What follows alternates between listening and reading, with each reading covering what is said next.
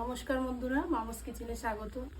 আজকে আমি দুটো রেসিপি করব, গাটি আলু তরকারি আর ভেন্ডি দিয়ে আলু দিয়ে পোস্ত। আপনারা পুরো ভিডিওটা দেখবেন।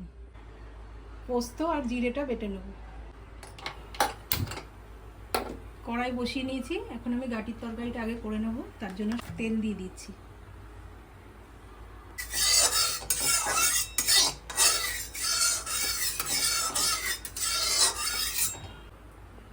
ফোড়নটা দিয়ে দিচ্ছি, আলুটা ভেজে নেব।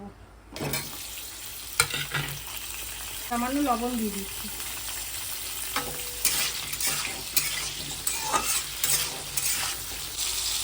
হলুদ দিয়ে দিচ্ছি। আলুটাকে লাল করে ভেজে নেব, তারপর গাটিটা ভাজছি। ঢাকা দিয়ে দিচ্ছি,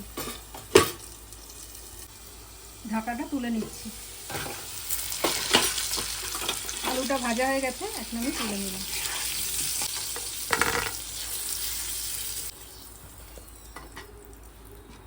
গাটিটা ভেজে নেব।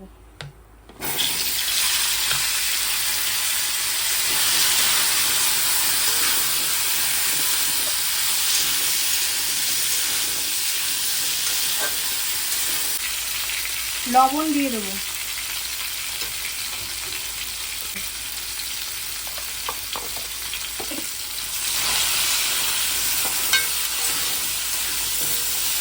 ভালো করে ভেজে নিয়ে মশলা বাটাটা দিয়ে দেবো। গাটিটা ভাজা হয়ে গেছে, এখন আমি আদা জিরে লঙ্কা বেটে রেখেছিলাম, এটা দিয়ে দিচ্ছি।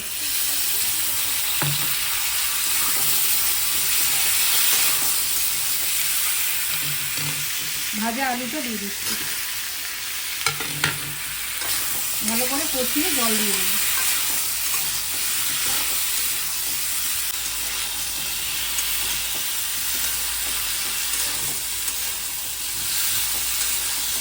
টমেটোটা গ্রেট করে নেব।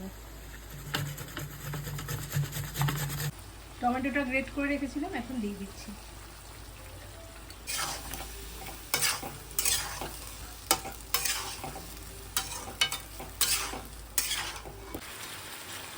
বন্ধুরা, ভালো করে কষানো হয়ে গেছে, এখন আমি গরম জল দিয়ে দিচ্ছি।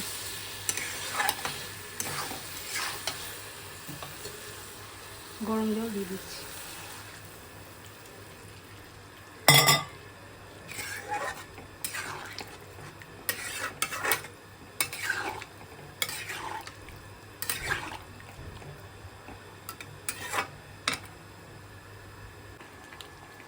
তরকারি রেডি, এবার নামিয়ে দেবো।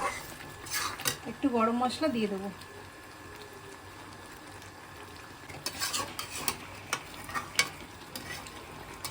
দেখুন বন্ধুরা,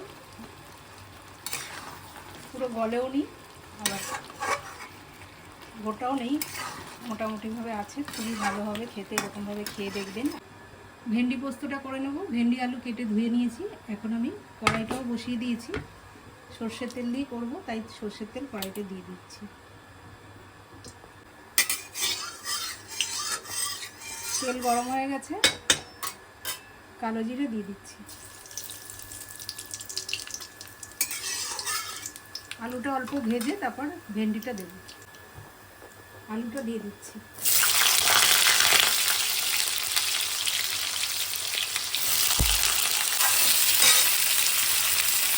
দিয়ে দিচ্ছি লবণ।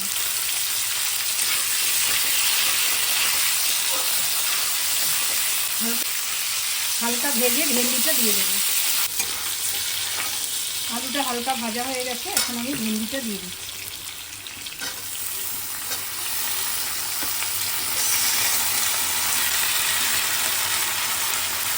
হলুদ দিয়ে দিচ্ছি।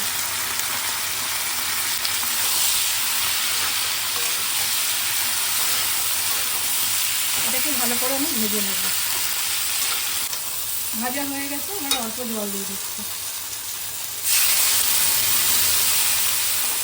জলটা ফুটে গেলে পোস্ত বাটাটা দিয়ে দেবো।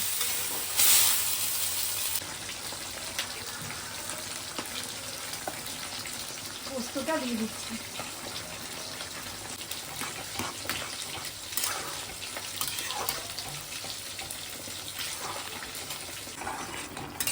বন্ধুরা, দেখুন হয়ে গেছে, এবার নামিয়ে নেব। বন্ধুরা আপনারা সবাই ভিডিওটা দেখছেন, সাবস্ক্রাইব করবেন, আমার সাথে থাকবেন, পাশে থাকবেন।